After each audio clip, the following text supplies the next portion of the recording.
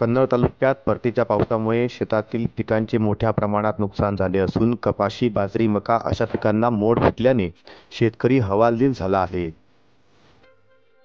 नुकतेच नुकसानग्रस्त शेतीची शिवसेना माजी जिल्हाध्यक्ष डॉक्टर अण्णासाहेब शिंदे यांनी पाहणी केली।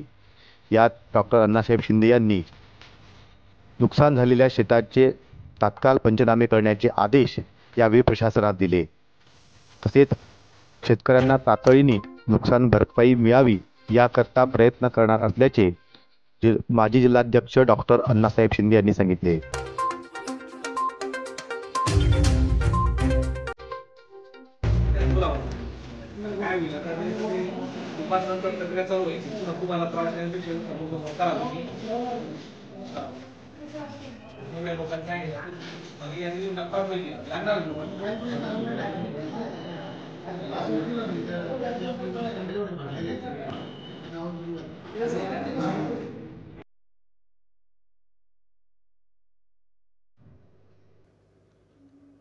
सोमनाथ वागचौरे, कन्नड।